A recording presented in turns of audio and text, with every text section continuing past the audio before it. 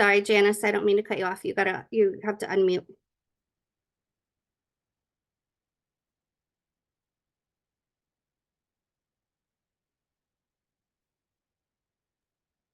There you go. All right. I apologize. Good morning, everybody. Thank you, Dana. As Dana said, I'm Janice Minor with the Pennsylvania Health Law Project. Very happy to be here today with Elaine Cole from the Social Security Administration. We've done some tag teaming on presentations in the past, often in person, but we're glad to be able to do it today with all of you by webinar. So as Deanna said, I'm going to talk about the Medicaid portion of eligibility for youth as they turn 18. And then Elaine's going to cover, Social Security benefits for that same population. So I want to start first just by giving folks background on the Health Law Project. If you're not familiar with us, the Pennsylvania Health Law Project is a statewide nonprofit law firm, and our work focuses on helping people access public health insurance programs and accessing healthcare services through those public health insurance programs. And so when we say public health insurance, we're primarily talking about Medicaid, or what we call medical assistance in Pennsylvania, CHIP, the Children's Health Insurance Program, and to a lesser extent also help people with Medicare, especially those who may be eligible for both Medicare and Medicaid. The primary way folks get to us is through our statewide helpline. You see that number on your screen, and our helpline is open on Monday and Wednesdays, starting at 8 a.m. in the morning. So anybody can call the helpline. It could be the person who's calling, on behalf of themselves, a family member, social workers, medical providers. Anybody, has access to the helpline that has questions around eligibility for Medicaid, and accessing services and service denials. And then in addition to what we consider our direct client work, we also do a lot of policy advocacy, primarily at the state level, with various offices tied to Medicaid, offices from the Department of Human Services. And we also do a lot of community education, like we're doing today, create lots of written materials, some of which we will share with you in addition to the PowerPoints after today's webinar, and lots of written materials on our website. And you see the link there at the bottom of the screen. And then just, I've touched on some of these, but just examples of when somebody might be calling the Health Law Project.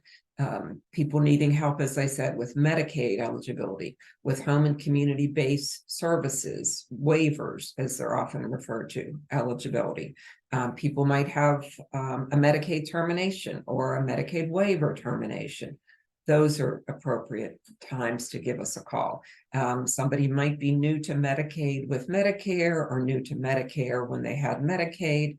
That's really confusing to understand. How does this work now that I have both Medicare and Medicaid? Another area of expertise where folks can reach out to us. Somebody who perhaps doesn't know how to navigate Medicaid once they have it. Medicaid's primarily a managed care system in Pennsylvania. And so that's something we can help people understand and help people navigate.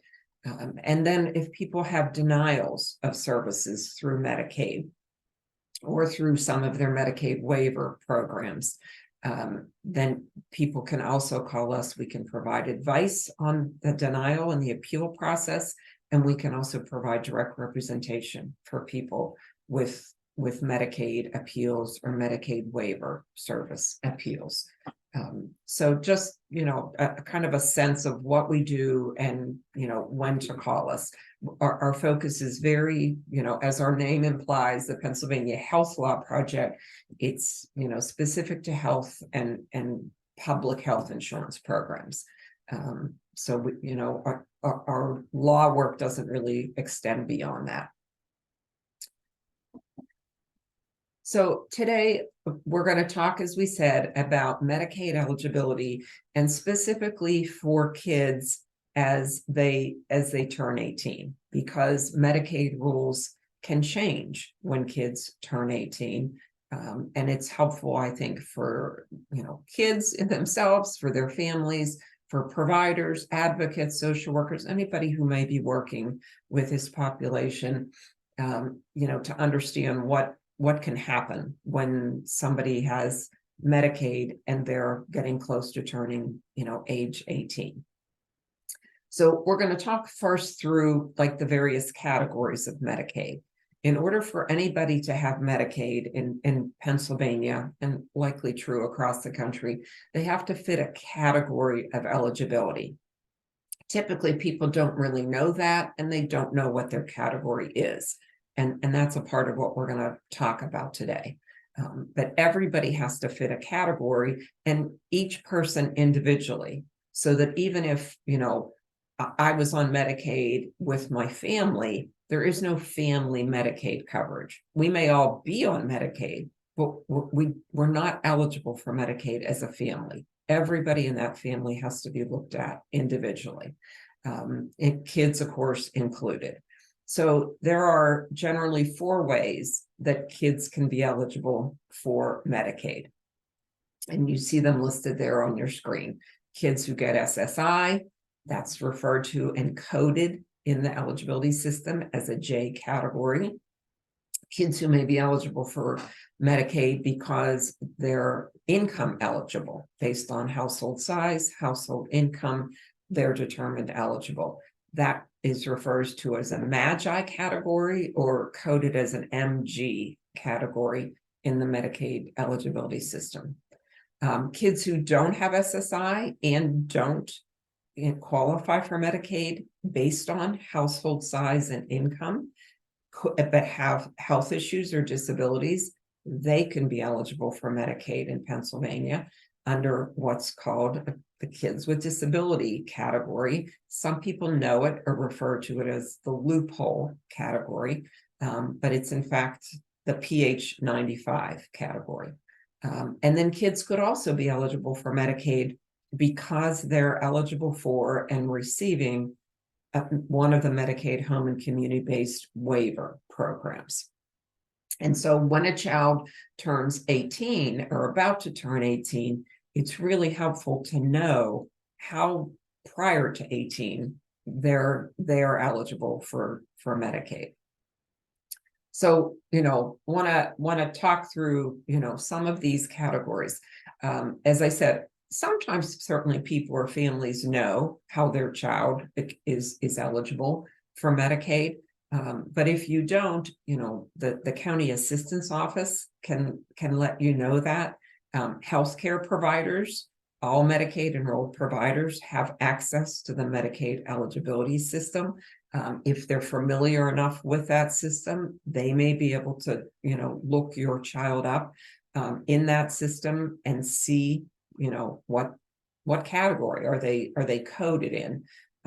So it is helpful prior to a child turning 18 to know, how is it that my child is categorically eligible for Medicaid. And as I said, helpful for providers as well to know, so that they're, to avoid a potential gap in services, because there could be a potential gap in Medicaid coverage. So as I said, generally 4 ways kids can be eligible for Medicaid. And, we're going to talk through some of these and, what considerations somebody might have, depending on what category they're in, and, how they may continue, hopefully, to be eligible for Medicaid, once they turn 18. So as I said, kids who receive SSI is Supplemental Security Income. Elaine Cole's area of expertise, and she'll talk about this more later, I'm sure. SSI is not the same benefit as SSDI. SSDI is Social Security Disability Insurance. that kids who get, and this is true for adults, this is true for anybody who is receiving an SSI check, automatically have Medicaid. So kids under the age of 18 who are getting an SSI check in whatever amount, it doesn't matter, whether they're getting what's considered the full or maximum Social Security benefit, or perhaps something less than that amount. If they're getting SSI, they're also getting Medicaid. And the eligibility system in Medicaid will show that person in a J category. That's the letter used to associate somebody on Medicaid with SSI. So kids who are on SSI are on SSI because Social Security has determined, based on a childhood listing of impairments, that child meets the definition, a quote unquote disability definition, and the SSI is based on the household size and income. But when that child turns 18, they're about to turn 18, that 17-year-old, soon to be 18, does not automatically become eligible for SSI and continue to be eligible when they turn 18, because 18 is the demarcation for Social Security that says you're a legal adult for Social Security purposes. And again, Elaine's going to get into more about that criteria for a child defined by Social Security as under 18 being eligible for SSI versus a now 18-year-old. So, especially important, I think, for kids getting Medicaid in this category, that families and perhaps the teen themselves is aware, how they qualify for SSI, for Medicaid, because if it's through SSI, they really want to be paying attention to, okay, when is this kid turning 18? Because things are not just going to keep rolling along as they have. And so, what might be, some of the options.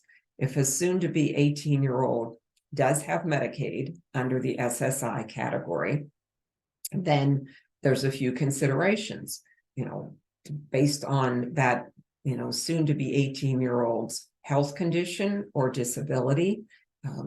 Does the child intend to apply for SSI as an adult?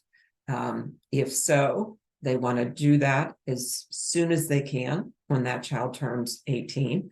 And they want to notify the county assistance office that they're in the process of applying for SSI for their now 18-year-old. And then that child's Medicaid can continue based on the fact that there's now an open application with Social Security for this now 18-year-old to possibly be determined disabled under the Social Security adult listing of impairments. So what about if this 18-year-old or soon to be 18-year-old is not planning, or the family is not planning for that child to that teen now to apply for SSI? They're not going to keep getting, their SSI then will end if they're not applying for SSI as an adult. So where does that leave them with other Medicaid options? They could be eligible, again, as I said earlier, they have to be categorically eligible for Medicaid. So if they're not eligible any longer in that SSI category, then there is other ways they could possibly continue to be eligible for Medicaid. So they could be eligible based on the family's household size and income. They could also possibly be eligible for medical assistance for workers with disabilities, a category of Medicaid that does not require somebody to apply for SSI or SSDI, even if they're providing medical documentation that they have a significant health issue or disability. The other way somebody 18 now, not applying for SSI, could be eligible for Medicaid is if they apply for and are approved for a Medicaid home and community-based waiver program. People who are determined eligible for a Medicaid waiver and all of the services that are a part of that waiver also automatically get Medicaid health insurance. And then there is also an option for an 18-year-old, until they turn 19, and that's the CHIP program, the Children's Health Insurance Program. That program is also run through the Department of Human Services by way of the county assistance offices. And so kids who are, no longer eligible for Medicaid at 18 because they're no longer getting SSI and no longer getting Medicaid connected to that SSI, if they're not otherwise eligible for Medicaid in these other categories, that child could be eligible for CHIP, for the Children's Health Insurance Program. And that's because CHIP has a much higher income limit for kids than the Medicaid program does. So, as I said, kids not applying for SSI as an adult can be eligible based on household size and income. Income limits vary based on the age of the child. So newborns age 1, the younger the child, the higher the income limit for Medicaid eligibility. So newborns to age 1, the household, it's based on household poverty level. Based on the federal poverty level. And just an example that we have on this slide, if a child is in, a household of 4 and they're newborn to age 1, then if the income is less than $5,720 a month, then, then a child's eligible. Obviously, when we're talking about kids who are now 18, we're looking at, kids 6 and older, and I apologize, we should have caught this typo. It says 128% of the federal poverty level. That's incorrect. It's 138% of the federal poverty level. And so for an 18-year-old in a household of 4, that household income limit would need to be under $3,588 a month for that now 18-year-old to be eligible for Medicaid. The 18-year-old, can qualify for Medicaid, even if parents claim them on their taxes, but then the parent or parents' income is included in determining, the kid's eligibility. Under this category, the parental income does count until the youth turns 19. Then that 19-year-old can be looked at, independently. If that's a single 19-year-old, can be looked at as a household of 1 and Medicaid eligibility based on, any income that the 19-year-old has. But through the age of 18, kids are still considered for this category for Medicaid purposes, a part of their, parent or parents' household income. So what about if kids are getting Medicaid in that PH95 category? And as if you remember from the prior slides, kids can have Medicaid because they're on SSI. They could have Medicaid because of household size and income. If they're not eligible for Medicaid in either of those categories, then they have a significant health issue or disability, then they get reviewed for Medicaid in the children with disability category or the PH95 category.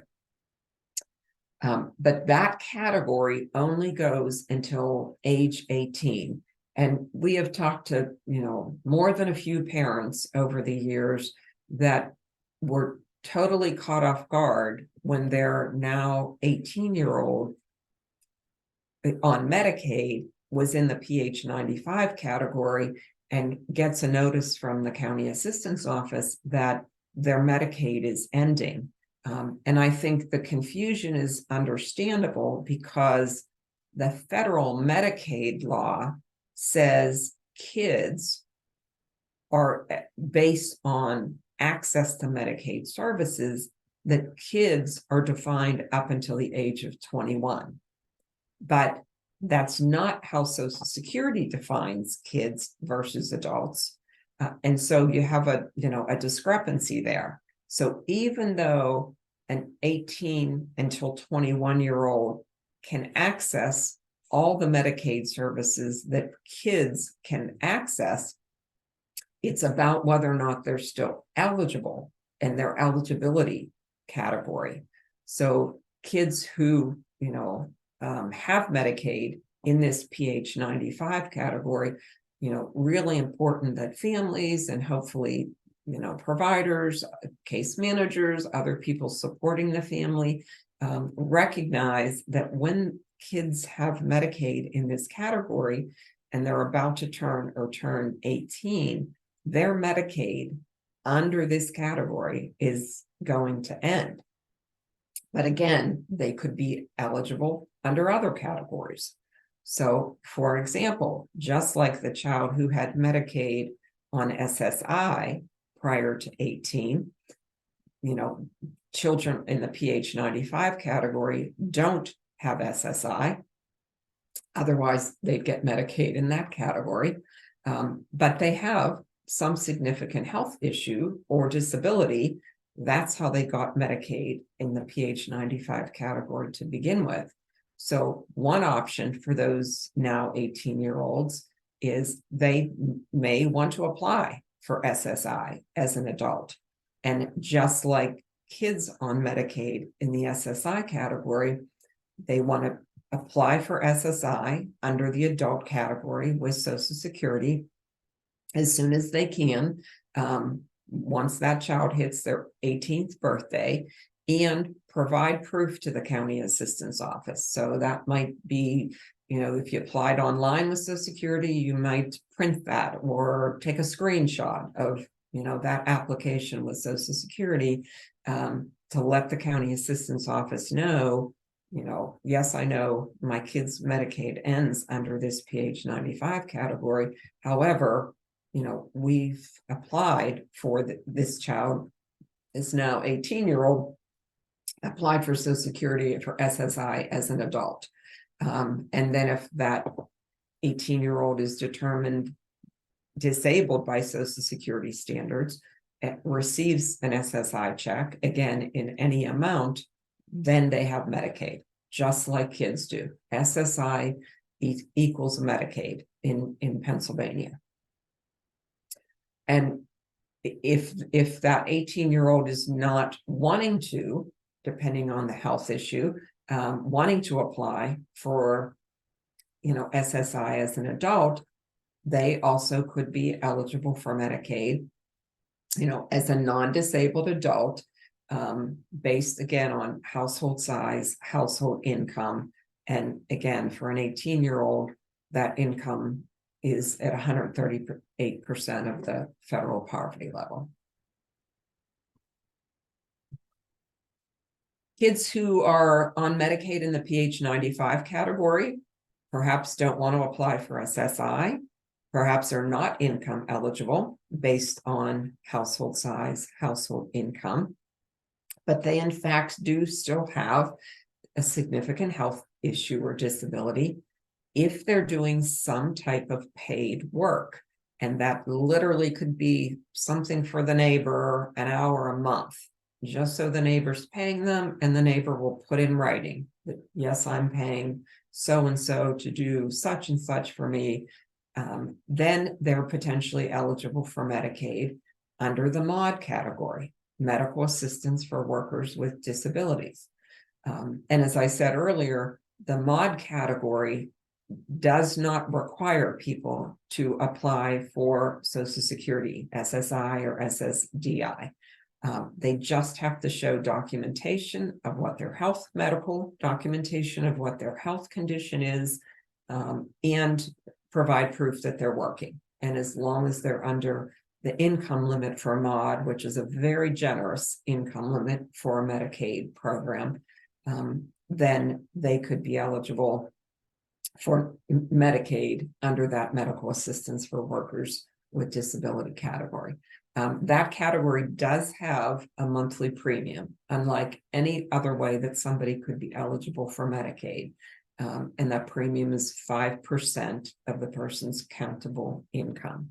And then the other way that somebody on Medicaid up to 18 in that PH 95 category, that child with a disability category, could continue eligible for Medicaid is if they apply for and are determined, both medically eligible and income eligible for Medicaid home and community-based waiver program.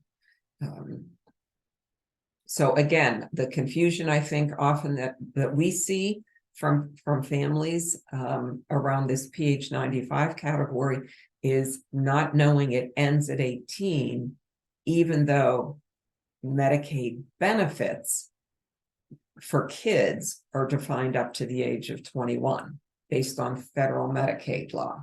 So those two things, I think, not lining up often lead to confusion for families.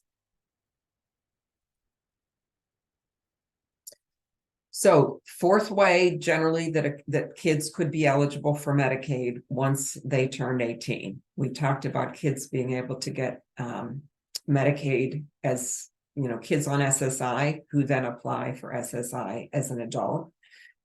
Kids who are eligible based on household size and income may continue once that child's 18 and older to be eligible based on household size or income. Kids can be eligible up to 18 in the PH 95 child with a disability category. And kids then could also be on Medicaid or become eligible for Medicaid at 18 and older if they are determined clinically or medically eligible and financially eligible for one of Pennsylvania's home and community-based services programs, also often referred to as waivers. So waivers are Medicaid programs that are intended to help people with disabilities live in the community and avoid institutions. Different waiver programs have different clinical or medical criteria. But if somebody's determined clinically eligible and then enrolled in one of Pennsylvania's Medicaid home and community-based programs, they also then get full Medicaid health insurance. And that's automatic. So, once they're clinically eligible for a waiver and determined financially eligible for the waiver, they have the Medicaid waiver and they have Medicaid health insurance. So what are these waiver programs? Pennsylvania has several waiver programs. There are waiver programs for individuals with intellectual disability and or autism. Those three ID and or autism waivers are the person family directed supports waiver, often just PFDS, the community living waiver, and the consolidated waiver.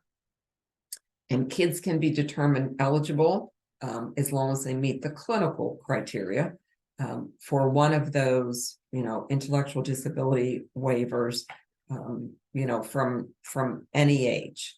And then there's also an adult autism waiver that's not helping an 18 to 20-year-old because in this instant, adult is defined as 21 or older. But that's, a possibility for a kid once they turn 21. They have to have an autism diagnosis and also meet other medical clinical needs. The downside to all of these waivers, unfortunately, in Pennsylvania, is they all have waiting lists. The autism waiver refers to it as an interest list and doesn't call it a waiting list, but it's the same thing. The 3 ID waivers also have waiting lists. The 3 ID waivers are close to, I think, 13,000 people between the 3 of them. So as folks can imagine, it can be very difficult to get into these waivers, especially at the age of 18, because the waiting lists are so long.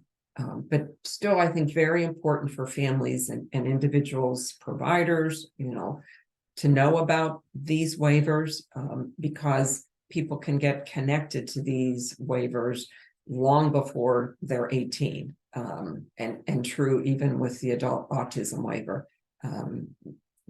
It's helpful for people to know not only about these waiver programs and what kinds of services and supports each of them provide, but also to know it's also a way to have continued Medicaid eligibility for somebody who may not fit any of those other categories that we talked about.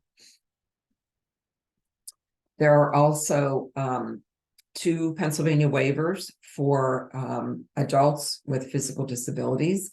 Adult defined differently in the 2 of them. The OBRA waiver is for individuals 18 and older, and those individuals have to have developmental physical disabilities. So perhaps a condition, a diagnosis like cerebral palsy, muscular dystrophy. I mean, there's a whole range of physical disabilities that could, meet the clinical criteria, in addition to how those disabilities impact that individual. The diagnosis alone of a developmental physical disability doesn't necessarily mean somebody's clinically eligible for the OBRA waiver. But that waiver does start at age 18. So, again, for that, under 18-year-old on Medicaid in any of those categories we've discussed, up until now, the OBRA waiver, depending, of course, on the health and the diagnosis of that 18-year-old, could be a way for not only to get a whole range of services covered through the OBRA waiver, but also then continue with Medicaid eligibility. And then the last waiver in Pennsylvania is the Community Health Choices waiver, often just referred to as the CHC waiver. That's for individuals with physical disabilities who, by a clinical evaluation, are determined nursing facility clinically eligible. That waiver, though, is only begins at age 21. So not something that's immediately helping, that soon to be or now 18-year-old who's on Medicaid and trying to continue, with their Medicaid eligibility. The good news on the OBRA waiver and the Community Health Choices waiver is there are no waiting lists for either of those waivers. So people are age eligible, clinically eligible, financially eligible, then they're entitled to get those waivers. Unlike, unfortunately, the 3 intellectual disability waivers and the autism waiver. Okay. All of the waiver programs in Pennsylvania, whether we're talking about the 3 ID waivers, the autism waiver, the OBRA waiver, the CHC waiver, in terms of financial eligibility, the criteria is the same for all of them. So for 2024, the income limit for any of those, all of those waiver programs is $2,829 a month. And that only counts the income of the applicant, even if that applicant is married. So in terms of the income limit, there's also a resource limit. Same again for all of those waiver programs. The resource limit is $8,000. So by resources, we're talking about, assets, money in checking, money in savings, investments people might have in stocks and retirement accounts, in a CD, any of those places people might have, have money or investing money. If that money is, accessible to the person, it counts as a resource. What's not counted as a resource is the home where the individual lives. If they have a car, that one car isn't counted. If they have more than one, the value of those additional vehicles are counted. Things like prepaid funeral expenses or burial accounts, people have those set up. Those are not counted as a resource. So just to touch on some of the, and I have already, I think some of the waiver eligibility challenges, as I said, the clinical eligibility varies depending on the waiver program you're applying for. People who want to know more about that, or especially somebody who may be looking at, what are my options going to be for myself or for my soon to be 18-year-old, and want to know more about, the clinical eligibility for the various waiver programs. That's something, that would be an appropriate call to our helpline.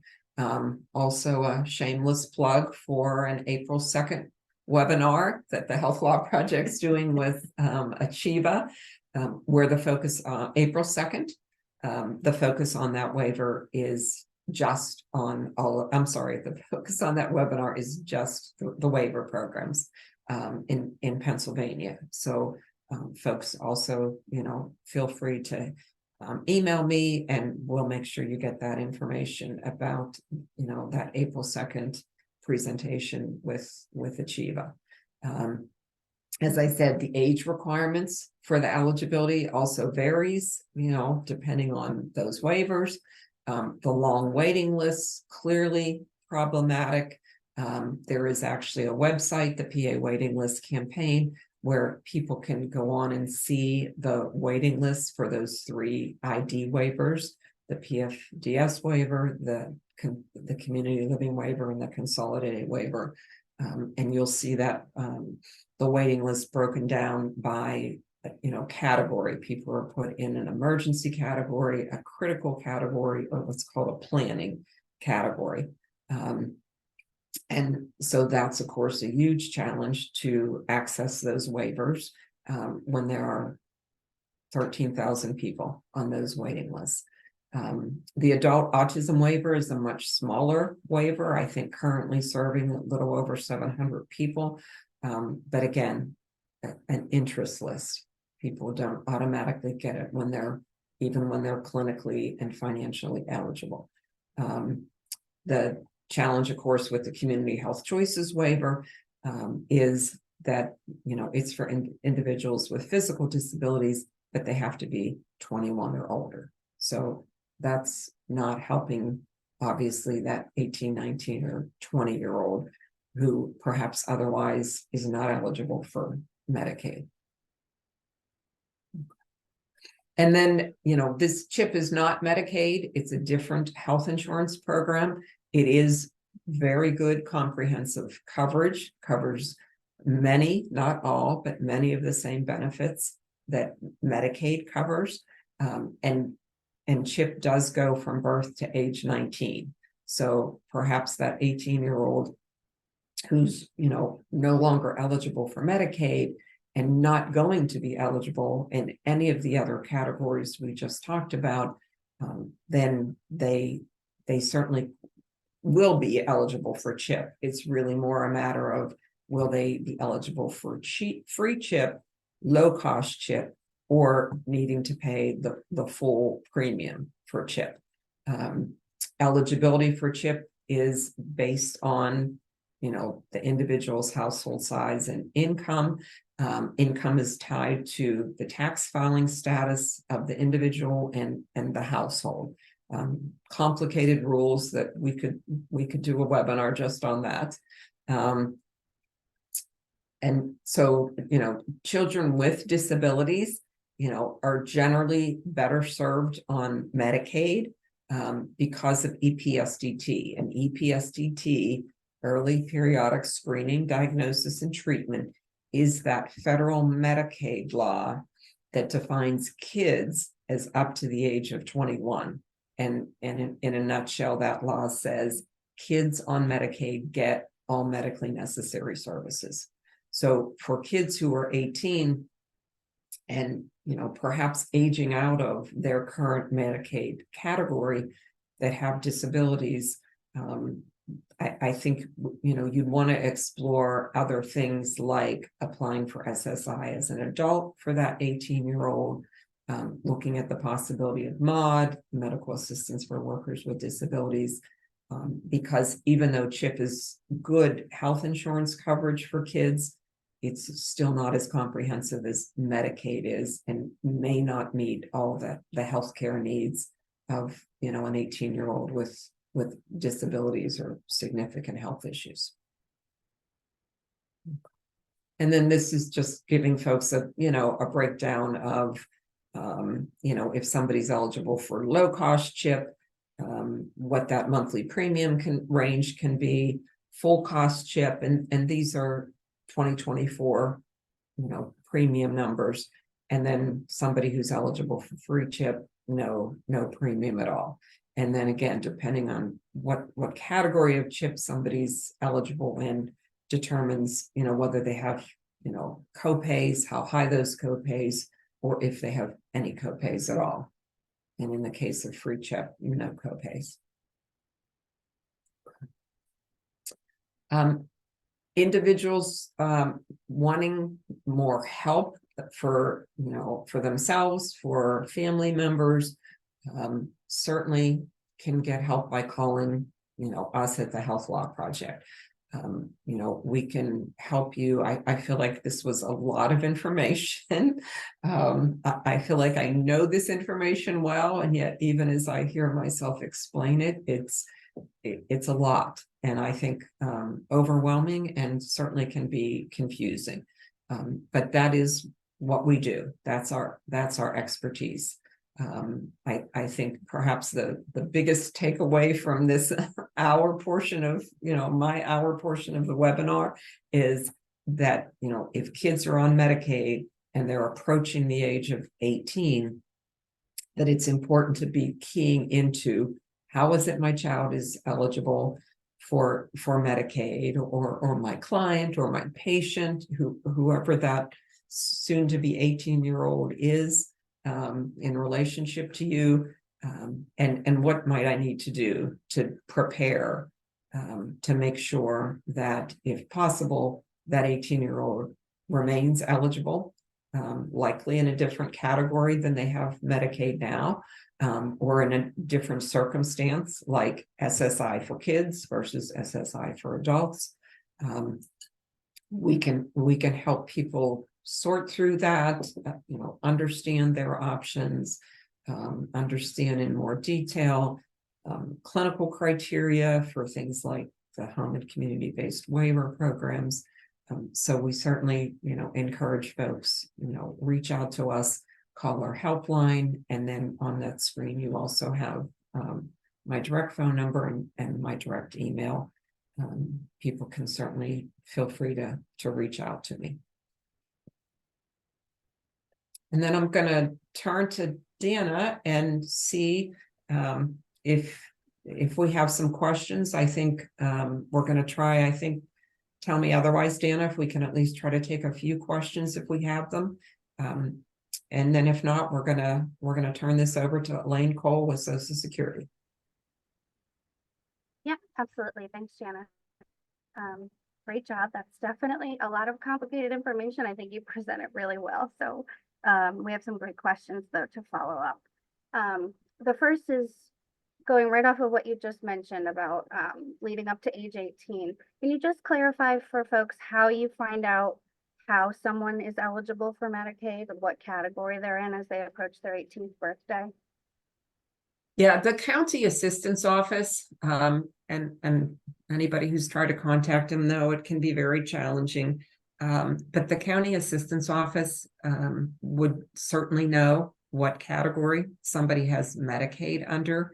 A Medicaid enrolled provider would be able to look up the individual in the Medicaid, what's called the eligibility verification system. And it as long as that provider is familiar enough, with what they're looking at, because it's coded. Those categories are coded, and that's why we shared those codes. It's not like they're a secret, but I would not assume that all providers would know what those categories mean.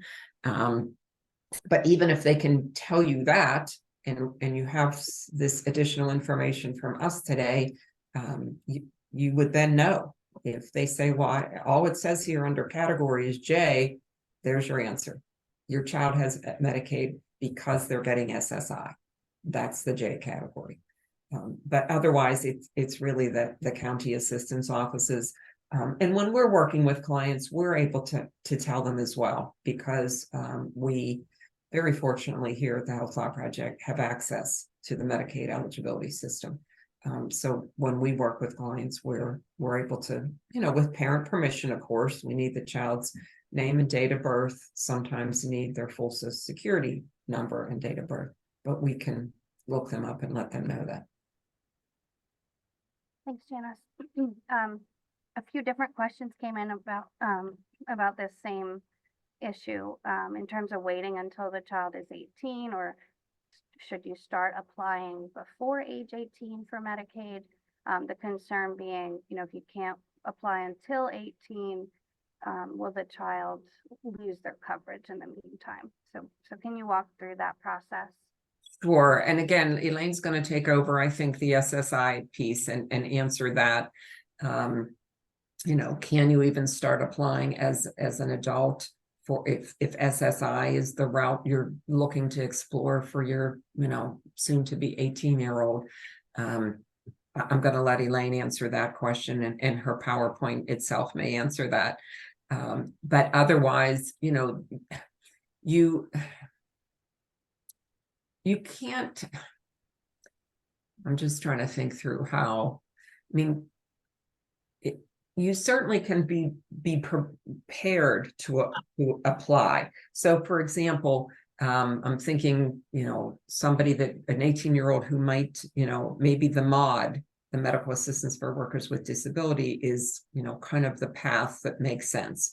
Perhaps because you don't want to, or the child doesn't want to apply for SSI at 18.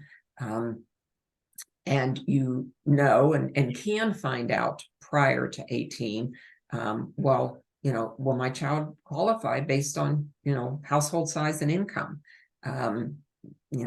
We can assist people with that. The county assistance office would hopefully be able to assist with that. If you're looking to get down the MAWD route, you could certainly have everything lined up so that, as soon as that notice comes, or even certainly contacting the county assistance office prior, to say, my child turns 18 in a month, and I know they have Medicaid in the PH95 category, and we don't intend to apply for SSI for them. However, my child's doing some documented work. I think they're eligible under this MAWD category.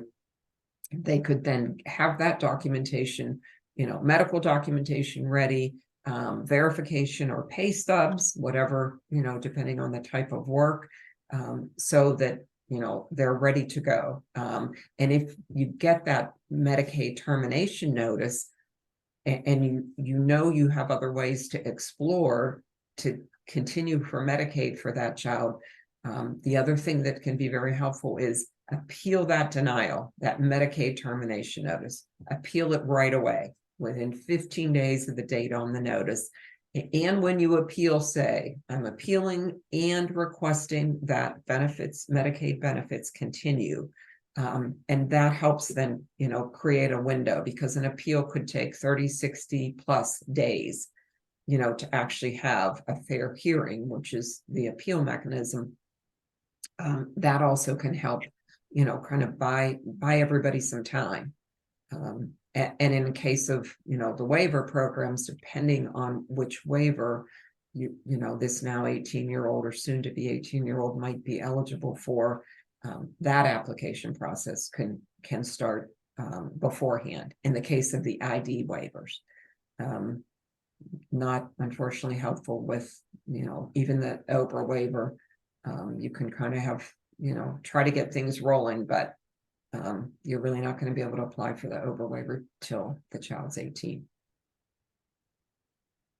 Thanks, Good Janice. question, and sorry, not a really great, clear, one size fits all answer. And there were some, you started touching upon the waiver. I'm gonna, there's some interest in waiver questions. So in the interest of time, I'm gonna put in the chat the link to the April 2nd webinar about waiver. And folks can hopefully attend that to get more questions answered about. Just a couple more, Janice. Okay. Can it still have MAUD as secondary insurance as they can with PH 95 if they stay on their parents' private insurance? Yes, and MAUD is Medicaid. It's not unusual for people to, I hear people say, well, I don't have Medicaid, or I don't have medical assistance, I have MAUD. It is Medicaid. It's just a category. It's another way for somebody to get Medicaid.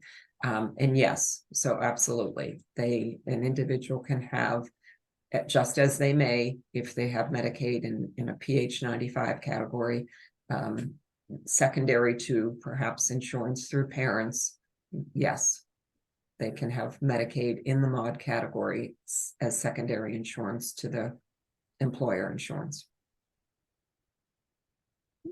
Janice, a question specific to the resource counting rules. Can you clarify, is it one car per person that they disregard, or per couple if they're married?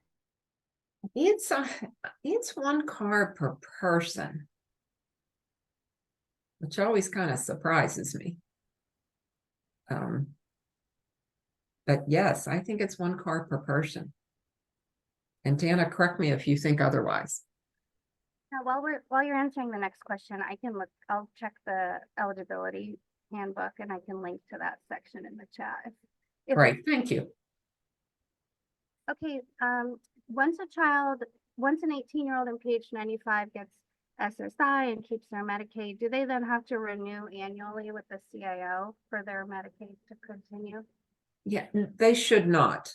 They should not. It is our understanding that individuals who are on SSI, as long as the two systems, the Social Security system, the Medicaid system, are communicating as they do and can do effectively, there should not be an annual renewal for somebody who's getting Medicaid in the SSI category. As long as they're getting SSI, and SSI and Social Security is communicating that to the state Medicaid system, there should not be annual renewals.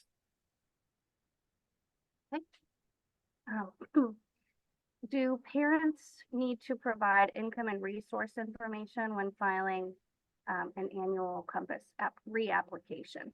And I think this could definitely vary based on category, Janice. So I can try to get some links in the chat too. Okay, right. Yes, definitely can vary based on category. A child or an 18-year-old or whatever age who's got Medicaid, only in the Medicaid waiver category, it's just that 18-year-old or so's income that counts. But yes, you're right. Of course, Deanna, it can vary. Okay. And then last question about Medicaid, and we'll move on to Social Security portion. My son went from survivor benefits to Social Security disability when he turned 18. The county says he doesn't qualify for disabled adult child DAC eligibility, which is a little beyond this, but because he never SSI. Does that sound correct? And I'm reading this thinking it could vary, but Janice, you want to just talk briefly about DAC, and then I can put our DAC fact sheet in the chat. Okay. Yes, and I would definitely encourage the person who asked the question to call me or email me, because sometimes this does get so in the weeds. And so, therefore very specific to each individual. Generally, somebody can have Medicaid as a DAC, disabled adult child, when that individual was receiving SSI anytime prior to the age of 22, and then only lost the SSI Social Security benefit because Social Security determined under their rules that because that individual's parent, typically parent, either retired and is now taking their own Social Security benefit, or the parent becomes disabled themselves and getting Social Security from the Social Security benefit from Social Security Administration, or the parent is deceased and there's a Social Security benefit now that again, that Social Security determines, that individual is now eligible to get, a portion of that deceased parent's Social Security benefit tied to, the years and in amount that parent paid into Social Security. If that occurs, and then Social Security then says, you're now eligible for, a Social Security benefit off this parent in any of those circumstances the parent might be in, tied to their Social Security benefits, and that benefit is higher than the SSI amount, which varies from year to year, then that individual could lose their SSI benefit altogether, that check, and instead get a Social Security survivor's benefit, for example, in the case of, the parent who's deceased. When it happens in that exact sequence, SSI prior to 22, now getting a different Social Security benefit only because that's a disabled adult child on Social Security's, and that benefit changes now, and the amount changes, and that amount is over the current Medicaid income limit for an adult with a disability, then they may continue to be eligible for Medicaid under the Medicaid DAC rules. So it really has to do with timing, it has to do with sequence, no break in that SSI benefit. So yes, I really encourage whoever asked that question to reach out to me, and glad to look into that further for you. Okay, thanks very much, Janice. There are a few other questions that I can answer in the chat in a moment, but I can provide links to as well. And I think we're ready now to transition over to Elaine Cole, who will present the portion of the webinar regarding Social Security benefits and how to keep those if you start working and things like that. So Janice, you'll to share your screen again. We stopped the sharing. Yeah, I think I'm having a problem with my mouse. Okay.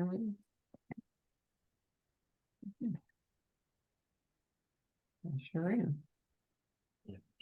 Yeah, I know. Just And saw it flash. I know. Not letting me up at the slideshow.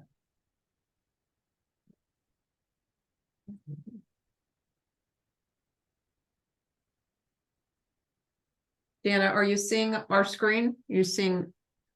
No, I'm seeing your video. Let's see. What are you seeing?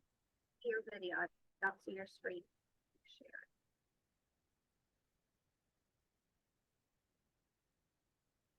I apologize, folks. Want me to open the PowerPoint, Janice, and share it on my screen?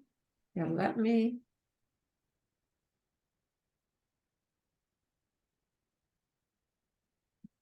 Yes, Deanna, if you would, please. I'm not sure why I'm.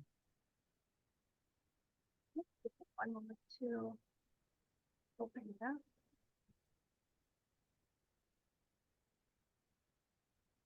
Thanks, folks. Just bear with us for one moment while we get ready to go.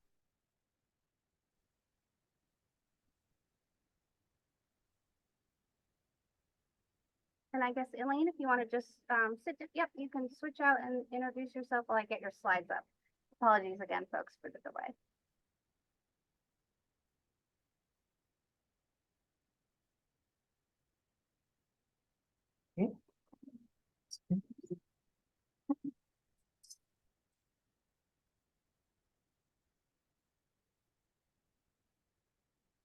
Windows.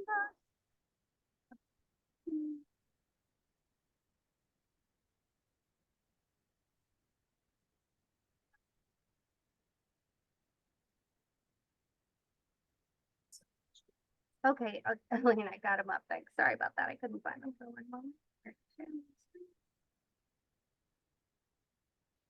Oh, Elaine, are you seeing my screen? Yes, I see your screen. Go ahead and get started. Just let me know if you'd like me to advance. I'm sorry, could you repeat that? I didn't hear you. Or let me know when you'd like me to go to the next slide. Okay. Good morning, everyone. It is great to be with you. And what we're going to do is just piggyback on what Janice's presentation included so that you have a little bit more understanding as for what Social Security programs are available and how the programs work together. So, like anything else, Social Security is under federal law. And as Congress continues conversations about Social Security, anything with our policies and how we administer them is subject to change. So that for the most information available, I would definitely suggest going to ssa.gov for the latest up-to-date information on our programs and how they are administered. So as we go along, Dana, some of the questions that you will be looking at today, I'm sure that you want to know what the differences is in the programs, what type of benefits that your particular child may qualify for. What should you do when you turn 18 and you want to start receiving benefits, maybe from a parent's record? In addition to that, what happens with a child that is already receiving SSI benefits? And some additional questions: what happens when a child with disability turns 18 but does not receive benefits? How do you file a disability claim? In addition, if a disability claim is denied, can you appeal the filing? And what's great about this is that Janice has already gone over some of these information, and I'm going to continue to build on the information that you have learned about today. And Janice was talking about the whenever you're looking at the Medicaid portion, the appeal process is usually around 15 days. But with Social Security, we're looking at a 60-day window. But like Janice has indicated, you want to start getting on that appeal process right away, because first of all, we're not only the ones looking at your information. There's an additional process that we have, the Department of Determinations, that may be looking at looking at the decision of making it a favorable decision. But all of that is on timing. The sooner that you get your information in, the better it is for us in which to make that determination. So as we move forward to the next slide, what is new and noteworthy with the Social Security Administration? First of all, I'm sure all of you have received those phone calls that they're calling to get some information from you. They want to know maybe what your Social Security number might be because they have identified themselves as being from the Social Security office. And if you don't give them the information, they're going to suspend your Social Security account. There's various amounts of scams that are available to you. And they are going to try every way possible in which to get your personal identifiable information. If it's over the phone, hang up on them.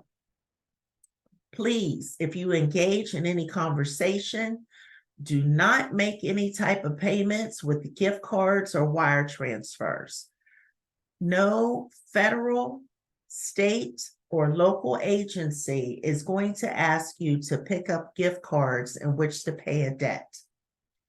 Make sure that you talk about this with your family and friends. It's no longer that there's seniors that are going to be approached with a scam. We're finding those professionals, such as doctors, lawyers, attorneys.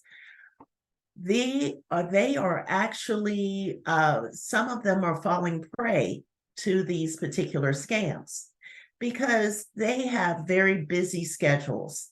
And it may be that this doctor could not appear for jury duty. That is the newest scam that has been said in Allegheny County. That they contact you and they say that the sheriff is coming to get you. You did not sign up for this particular jury duty. And at that point, if you do not pay with a gift card, you will be arrested and put in jail. That is something that they do not do with Allegheny County. They will not ask you for $2,500 in gift cards so that the sheriff does not come to your home. Please be aware, whenever somebody is trying to tell you that there's something that you're going to be put in jail, that you're going to get additional fines, we are not going to threaten you with those particular tactics. We send information via letter. We give you an amount of time in which to discuss maybe an overpayment with you. If there's something that you needed to do with Social Security, we're going to set up a time and an appointment. And more likely, you're the one that has actually contacted us with this information that you wanted to resolve with Social Security. So therefore, if you haven't initiated that particular caller to contact you, if you know that everything is sound with the information with Social Security or any other agency, and you want to verify if this is an actual correct call to you, please contact the Social Security office. In addition, if you go to ssa.gov/scam, you will be able to see the information that is available and the newest information that will be helpful in your decision making. So as we look forward to the next slide, excuse me. Again, just to reinforce, we don't threaten, we don't suspend, we don't demand immediate payment. We do not require payment by cash, gift card, prepaid debit card, internet currency, or wire transfer. We do not ask for the gift card numbers over the phone that you wire or mail cash. And again, do not provide your banking information and information about your cost of living adjustment. If there's a Social Security number or an account that we are trying to discuss with you, we're going to send it by letter. Please make sure that you create yourselves a My Social Security account. If you have not already done so, we would want you to do so because you're protecting your identification from someone else creating a My Social Security account. It's pretty quick to go through the process. You will have to go through several layers of security to ensure that we are talking to the correct person and that Social Security information. Do not share your user ID and do not share your password. We also provide you, if you have a smartphone, we will be able to send you a code that you will also be able to get into your My Social Security account. One thing about Social Security, we're going to continue to keep those steps ahead of those particular scammers, but it does take cooperation from you and making sure that you are taking steps to protect your user ID and not share personal identifiable information with anyone. Now, what's the difference between SSD, which is an acronym that Janice used whenever we're talking about the SSDI program, or what is the Supplemental Security Income Program, or SSI? This is on the next slide. When you work and you're paying taxes out of your particular employment, thanks, Anna. We use that tax money that it says Social Security taxes and also the Medicare taxes. And at that point, that's what pays for your retirement benefits. It's an insurance on your disability. As for the survivors of those particular workers, that employment history is very important. Dependents of beneficiaries, such as the DAC or the Disabled Adult Child that Janice spoke to you about, all of that is going to be under the Social Security Benefits Program, otherwise known as Title II.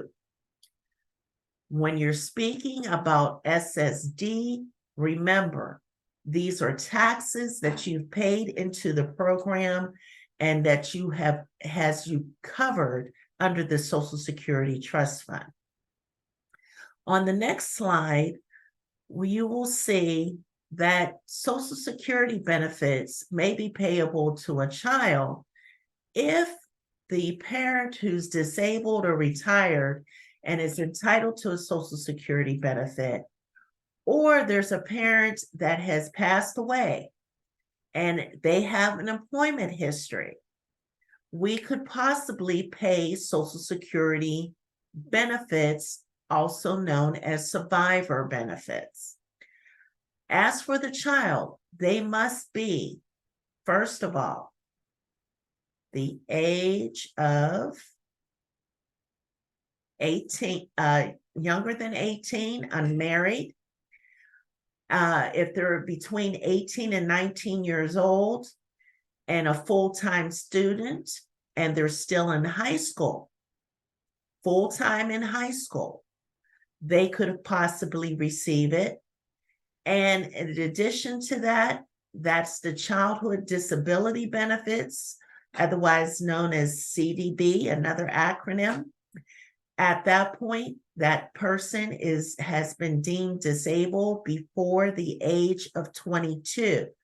That's why it's very, very helpful, especially for the parents or the caretakers of a disabled adult child or disabled children that are living with disabilities. Make sure that you keep accurate records, or where these children may have had their particular medical information withheld, because whenever you're telling the story in regards to that disability application, it is important to have detailed information. And it's also very helpful whenever the Department of Determinations is looking over the records, that it's complete, that it tells the story from the beginning, what's going on in the middle, what's happening now. And at that point, they can make a more favorable decision. But if you leave parts out of that story, that's when you might see that you will have a information that will actually just slow down the process. That means that it could be that they will just deny it because there just wasn't enough information for DDS in which to get that information sent to the doctors and the nurses in which to review that particular record. Or going back to what Janice said, there may be some conditions that you can review on our SSA.gov site in which to compare the condition as for what Social Security is looking for in which to have a favorable decision. But the more details that you have, the easier it is for us to make a decision. In addition to that, when we're looking at the SSI program, automatically, when a person is over the age of 65, they no longer have to fill out an application. It's automatic that over 65, if they have limited income and resources, they will be able to receive SSI. If you have a child with a disability or a blindness, at that point, they still have to go through the process. But if they have limited income or resources, or their parents, if they're under the age of 18, have limited income and resources while the child is under 18, they could receive SSI. Adults that are under the age of 65, they could qualify for it, but keep in mind, it's a process. It's not automatic. The only thing automatic on SSI is that the person, they have provided the information at 65 and they have limited income and resources, we will definitely provide them SSI. As for a child that is under 18, they may qualify for SSI.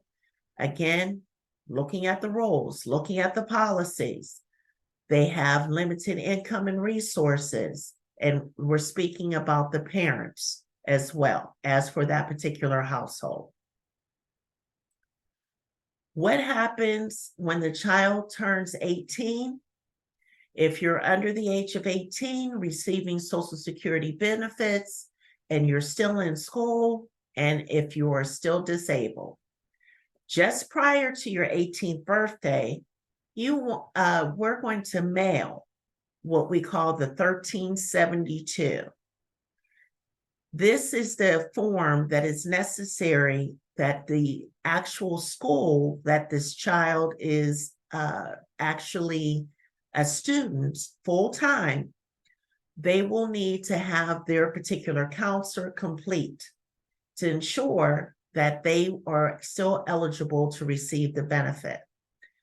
This form is, if you're alleging or you're living with this particular disability, then we're going to have a disability application to see if we're going to continue the benefits under the adult rules, meaning that that child is now considered a disabled adult child.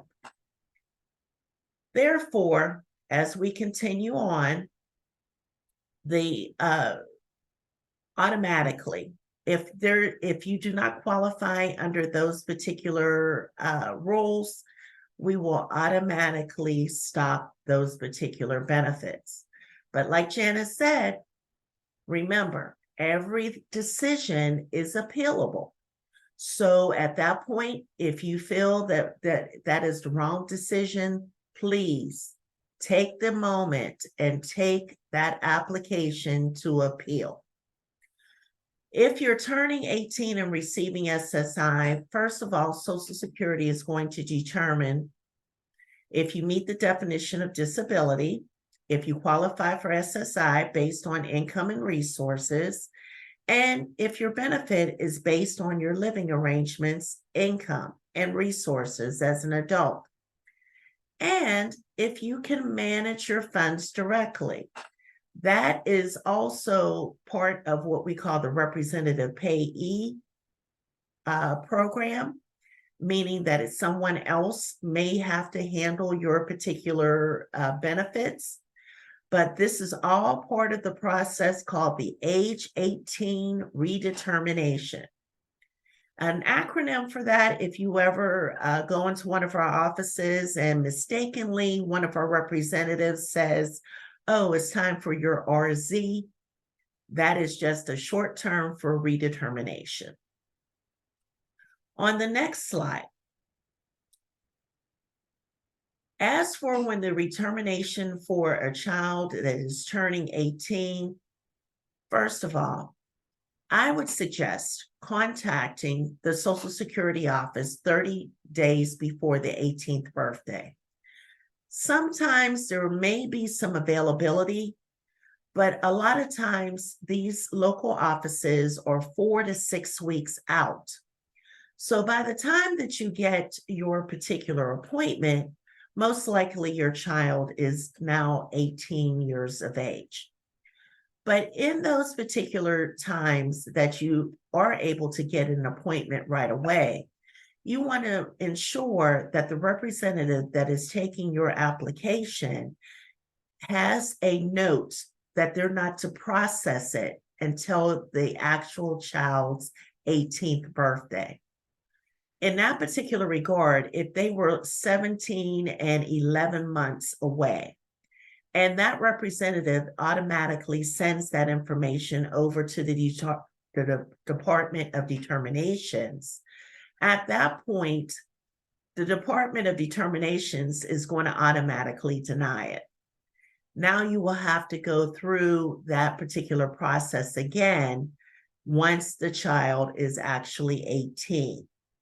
So therefore, if you are able to get an appointment early, please remember that you want to remind that particular representative that they cannot process it until that actual adult child is 18. They will take all of the information about the living arrangements, resources, they're looking at capability, if their child may have to have a representative into the payee program. And again, make sure that you have all the medical evidence that is necessary. Once you are able to submit or provide that information through one of our local offices, it's going to go to our Department of Determination Services. At that point, they will make a medical decision. Once they make that medical decision, and if it's has been approved, the SSI payment will have no interruption. If it's disapproved, then the third month after the month that you are no longer found to be disabled, your benefits will stop. But remember, you have an opportunity to appeal the decision. So that's the most important thing that you want to keep in mind of what to do. Next, as for the child that is turning 18, again, just reiterating what we already know, you have 60 days in which to appeal. But if you are already receiving an SSI benefit, it is important that you speak to us within 10 days of the denial notice. Why? Because while you're appealing this decision and you're looking for a favorable decision, you want to continue with the SSI payment. As for the forms, these are the forms, like every government, we like to have a lot of forms for you to fill out. But if you need assistance in which to help you, we will be glad to assist you in that particular regard. Or we're also a referring agency. There are different agencies that are equipped in which to help you through this part of the process. Again, these forms can be found on your friendly website, ssa.gov. As we go to the next portion, there's 4 levels of an appeal. First of all, you have your reconsideration. Then you have the hearing by administrative law judge. Then you have the review by the appeals council, or you can go to federal courts on that particular review. But the reconsideration, it will go back to the Department of Determinations to look at their particular decision, and they have an opportunity, especially if you provided more proof that this particular disability should be considered. As for the administrative law judge, this is where you may want to consider having an attorney or an advocate go before that administrative law judge in which to fight for your case. As for the appeals council, they're just going to review the information that was previously decided upon, and they will make a decision. But keep in mind, all of these different steps take time in which to review. Your reconsideration can take up to 6 months. The hearing by an administrative law judge could take about 2 years. As for the appeals council, they are looking at that it could take almost 3 years. And as for the federal court review, a lot of times that would be an additional year as well. So at that point, you're looking at a 4-year cycle that this might take. But in the meantime, if you have requested payment continuation, this you won't be interrupted. But for those that are the first time in which they're filing for an adult decision, most likely it could take up to 4 years if you take those steps. Next, as for at that point, if you do take that particular payment continuation, Dana, if you could go back 1 slide, please. Sorry about that, Elaine. Yes, thank you. If you were receiving this continuation payment, the appeals process can result in an overpayment. So if you're not deemed disabled, you are expected to pay that particular money back. So if you find that you are unable to pay that particular amount back, of course, you have that ability in which to appeal that your overpayment is waived. So all of that, again, that's a lot of information, but these are just some steps that I want you to be aware of. But again, we will help you through the process. Next.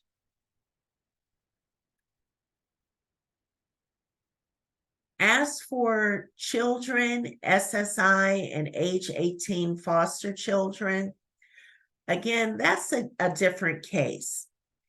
But again, if that particular 18-year-old lives in a foster care situation, alleges blindness or disability, appears likely to meet all the non-medical eligibility requirements when foster care payments are terminated, and expects foster care payments to cease within 180 days of the application, or is within the 180 days of losing foster care eligibility because of age.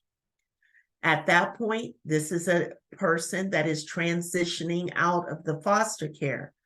You want to contact Social Security and schedule an appointment. The sooner we get your information in, the sooner we can get a decision, and at that point, start those particular SSI payments.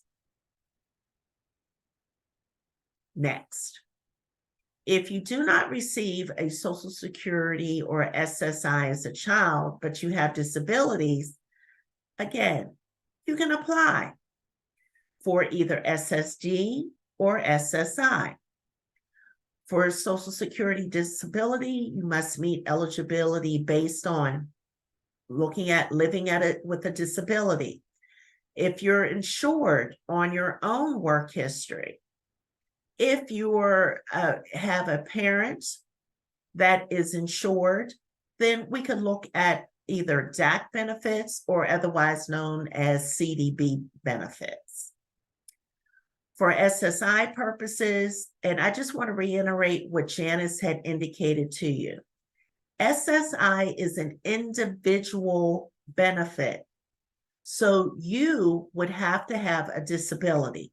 You would have to have limited income, resources, and we would look at your living arrangement, meaning that are you paying your fair share if you're sharing a household with someone?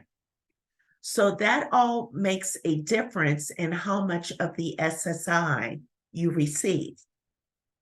If you meet all of that criteria, you will receive the full amount. But once you're 18, we're no longer going to consider the parents' income or the parents' resources. We're going to look at you as an individual. Are you paying towards the mortgage? Are you paying towards the rent? Are you actually eating your meals at the home most of the time? Are you paying for maybe the part of the electric, the gas? All of that is looking at your responsibilities and how much of your SSI is being contributing to that particular household. Next,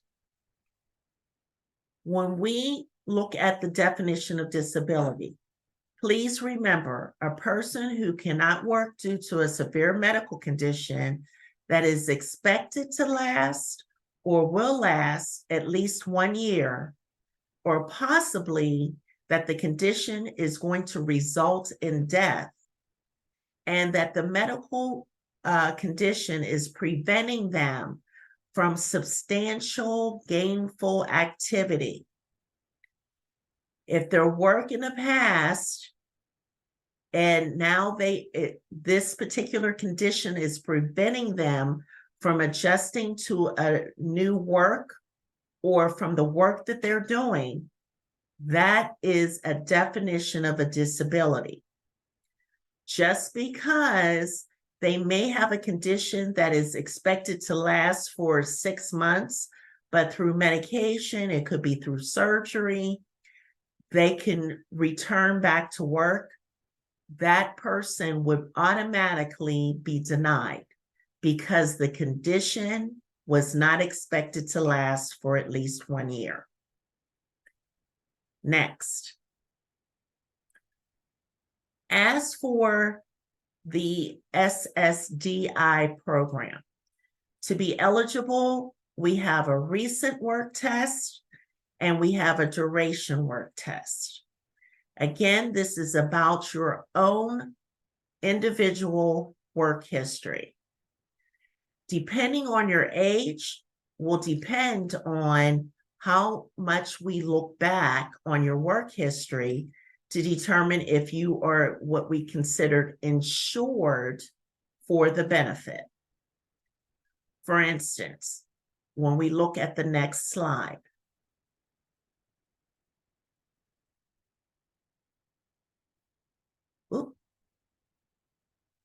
think we went, yes, thank you. We're going to look at your application and look at the basic requirements. We're going to check based on your age if you have enough work history. And we're going to evaluate any of your current work activities. So let's say, for instance, you are still working, but you have cut down on your hours. You were working at a 40-hour work week, and now you can only do 20 hours because of your work history. So yes, we're going to look at that, but we're also going to look at how much you're earning, if you're still considered what we consider substantial gainful activity. But it could be that someone is helping you on the job. So actually, you're not doing the full 20 hours. And at that point, these are some additional information that we will need to do in which to find out if we can evaluate you as an SSGI person to do this application. Once we have all of that information and we get your work activity posted to the application, we're going to send this to the Disability Determination Services. And the local office here is in Greensburg. So that's where your information will go.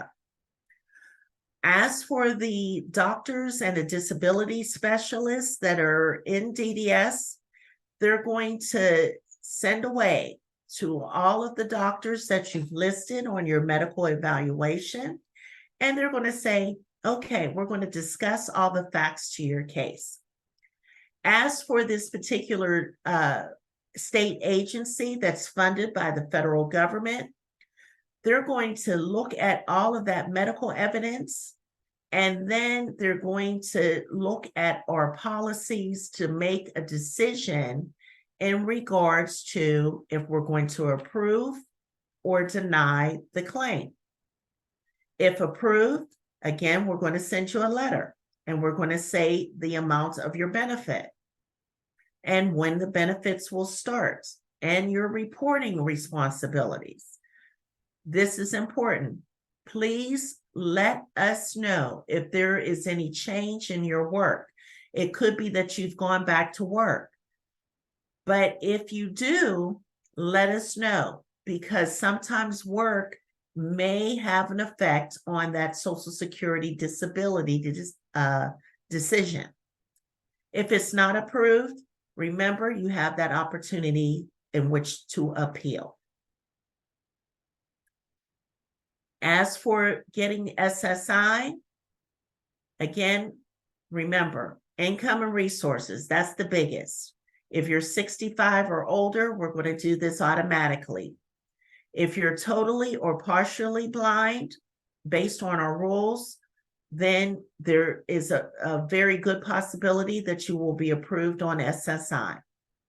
If you have a medical condition that keeps you from working and is expected to last at least 1 year or result in death. The next slide, we will take a look at, again, your requirements. I don't know how many times, I know Janice said it multiple times. I'm going to say it again. Income and resources, big deal for SSI.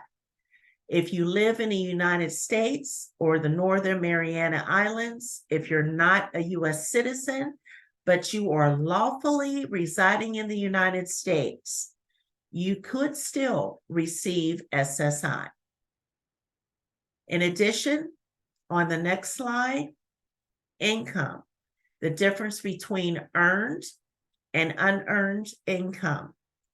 Earned is wages, the net earnings from your self-employment, payment for services and sheltered workshops. Unearned, your Social Security benefits, your veterans benefits, unemployment benefits, interest, pensions, cash from family and friends, even the money that you're stashing under the mattress, that's considered unearned income. You want to let us know. Why? Because there could be that one person that's in a household that is possibly, they wanted something from you and you weren't willing to give it to them. They can report you that you have additional money that you did not report to Social Security. A lot of times, whenever we do have to investigate this information, it is outside sources that let us know that you have not been truthful with all of your income, with all of your resources. But please keep that in mind whenever you are giving information to Social Security, because we are looking for that you're providing us all of the details of what is available to you for income and resources. And that's how we are able to tell you what you are eligible for from the SSI program. This has nothing to do with SSDI. As for resources, we're looking at your bank accounts, stocks, bonds, 401ks, anything that you can turn in for cash. If you have a second car, if you have a life insurance policy that you can receive cash or annuities from, property other than where you live, excluded resources, that one home. That home could be worth $1 million. We don't care, as long as that's just the one home. If you have one car, burial plots for self and family, some resources set aside for burial. And I know that this is not new to you because Janice went over it. In addition to that, living arrangements are another factor. Keep in mind, we talked about this, someone else living in a household, if you're in an institution, in a group care or board or care facility. What should you report? That says it all, everything. This is a list, but it's not limited to the list.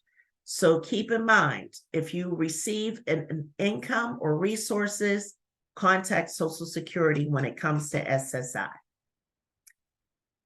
As for what happens next, your application, again, we are sending it to DDS for a decision.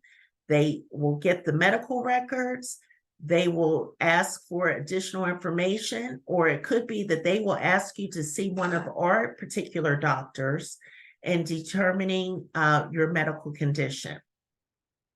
Next, we're going to tell you your decision.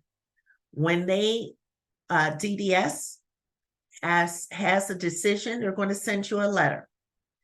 If it's approved, the letter is going to tell you all about the rules and what you need to do, and that you need to report information.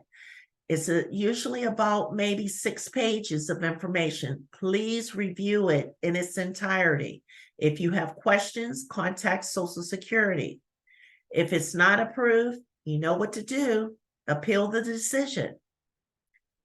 As for, again, appealing the disability denial, the reconsideration, the ALJ, the appeals council, the federal court review, these are all opportunities in which to do so. You have 60 days to do it. Again, you can go to our website. Again, the notice that you receive will detail it out, what your next steps are, so you will know exactly what to do. Next, Medicare and Medicaid. Remember, Medicare is a federal insurance program. Janice went over Medicaid, which is a state program. Again, for your purposes, please remember, as long as you receive $1 in Medicaid, you are eligible for that program under SSI. As for Medicare, that means that it has to do with your wages, and you have to be on these SSDI program for 24 months in which to qualify for Medicare. Next.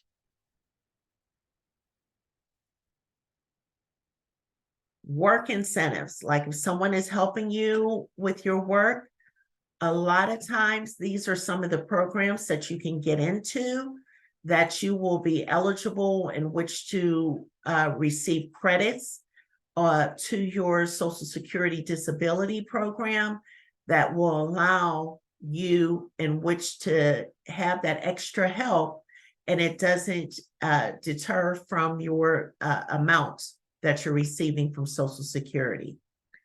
There's sometimes multiple entitlements. You could be on SSI and you could be on SSDI, depending on the actual benefit amount. Again, if you have a parent, and Janice went over that with you, if you have a parent that is living and is on Social Security benefit or is deceased, otherwise known as the survivor benefit, it could be that you could be on that program as well. In addition to that, on the next slide, the representative payee, we discussed that just a little bit, but it's just for that person that needs some help in which to handle their particular benefit from Social Security. It is very, very important that you understand that if someone is helping you with your benefit, that you have been deemed that you are unable to manage or those particular benefits for yourselves. But if you find that as time goes on that you are eligible in which to do so, you can always speak with your doctor. And at that point, your doctor could write a letter indicating that you are now eligible in which to manage your own benefit. So I don't want you to think if you are filing for the benefit that you will always have a representative payee. And on this slide, next, how to apply. We always say, go online when you're talking about disability.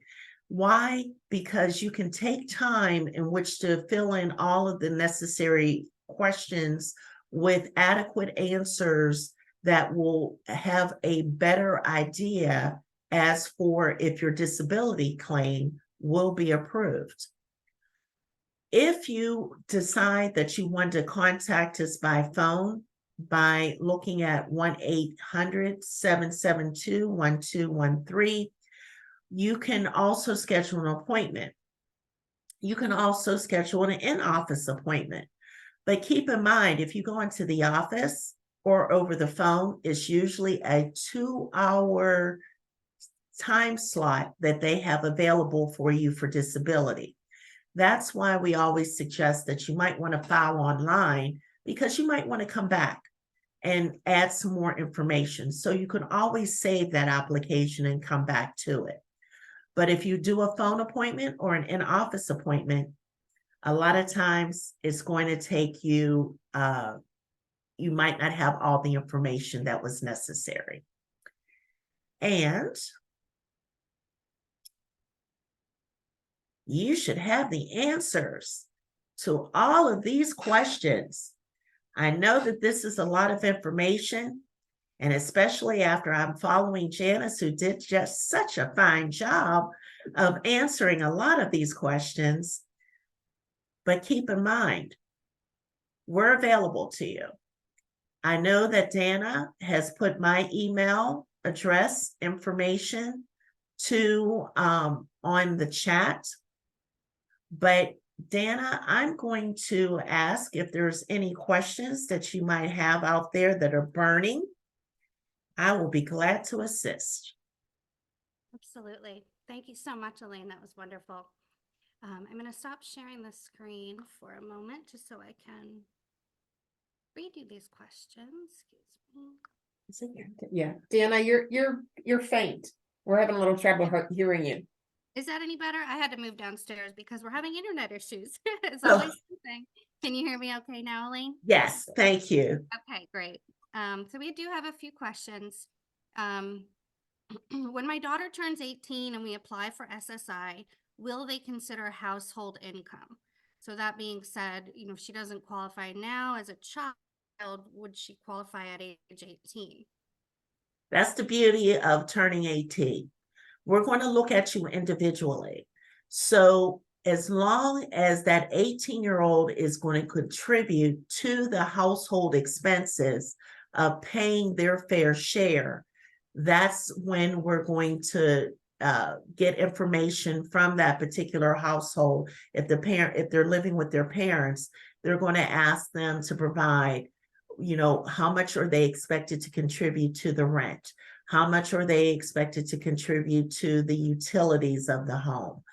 All of that is going to be considered, in which that if the family composition of the household is 4 people, then is that SSI recipient paying 1/4 of the bills to that household. But Elaine, maybe, I think I heard the question as, once the child teen is 18, is the family's income counting in determining the SSI eligibility? Again, it's only what the 18-year-old is contributing to the household. Okay, thanks, Elaine, and thanks, Janice. Someone noted that some of our students and families do not want the child to work for fear of losing Social Security benefits. Is there a certain limit or amount that a student, or I think you can answer it for anyone, could work and earn before they lose their Social Security benefits? Okay. Well, that's a loaded question. Okay, first of all, when you're saying Social Security benefits, first of all, we have 2. It's the SSI, which is the needs-based program, or if they are on SSD, those are 2 different actual charts that we're looking at. For instance, SSI, we look at that the first $65 plus 20, so it's really $85. That's what we consider free money, meaning that the amount of wages that they received, that first $85 were not going to count. But the additional amount of their gross earnings, we're going to take a look at. So let's say that the person earned $585. And at that point, their particular check, remember, we said the first $85 we're not going to look at. So we have an additional $500 of wages that Social Security needs to consider against their SSI payment. We do a 2-for-1, meaning that for every $2, $1 needs to be considered as a reduction from their SSI payment. So that $500 that was left from their wages is now down to $250, meaning that whatever the gross amount for SSI, we're going to reduce their particular monthly check by $250 2 months from now, meaning that we're in the month of March. They have added up their pay stubs and their amount is $585. So in the month of May, their particular SSI check will be reduced by $250. So this is a twofold, meaning that number one, that particular person received a check or checks in the month of March that totaled $585. At that point, once the calculation is done, they have started paying federal taxes. So now they're paying into an SSD program. Once they start getting those credits, Now they may be eligible to receive even more. And along the way, they had a 2-for-1 deal that Social Security said, you know what? Keep getting your SSI. It's going to be reduced a little bit, but you were receiving wages. So it's really that particular SSI recipient is paying into a program that is going to offer more down the road. They're going to have more eligibility in which to get into other programs, such as Medicare.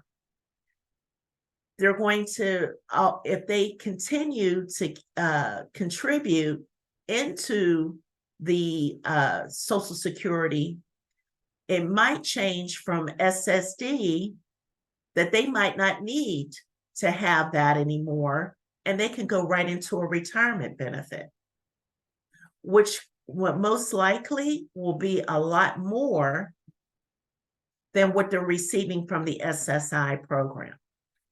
So a lot of parents, whenever I'm speaking to you and they're looking for future planning in regards to their particular child, that they are able to work and still fulfill themselves as working in the community and doing actual productive life. It is actually better for them to have that option of working as opposed to looking at, well, I might lose my SSI. There is a very definite possibility that they could receive more as a working individual, as opposed to being a SSI recipient only. Thanks, Elaine. We are a bit over. We just have a few more questions. I am just going to pause to note that I will put Elaine's email in the chat again. It was earlier, but the chat has been very active. Same as Janice, and I will be circulating the recording for those who are jumping off now. We'll circulate the recording, we'll circulate the slides, and I will also send information about registering for the 2 upcoming webinars that we've mentioned. And I put those in the chat. So Janice is doing a great webinar on April 2nd regarding waivers. I know there were a lot of questions about that.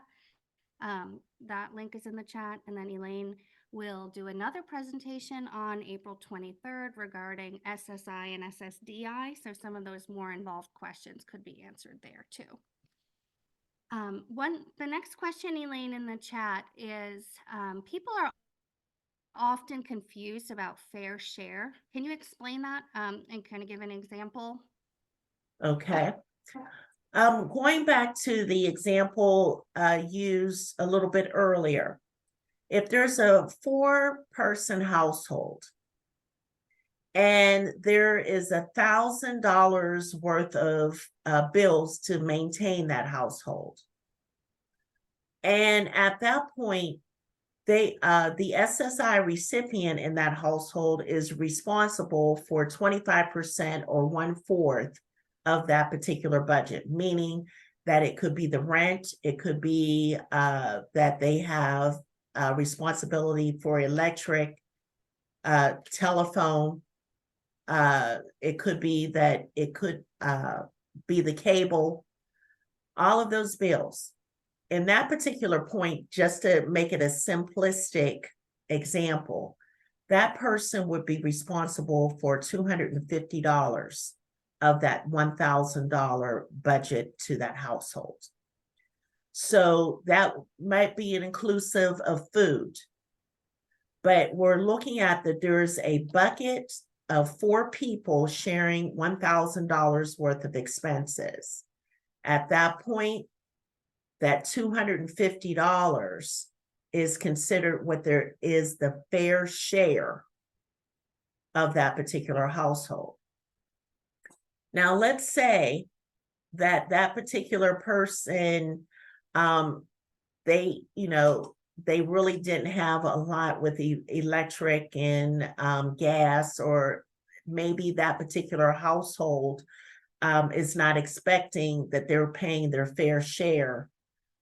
That they, they're just looking at that, if you just pay me $100 towards the house. That is not considered fair share.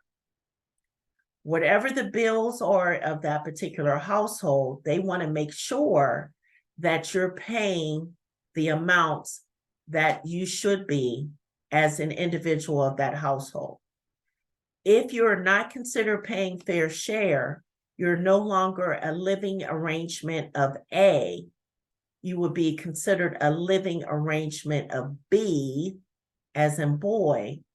And at that point, your SSI check would be reduced because you're not paying your fair share to that household.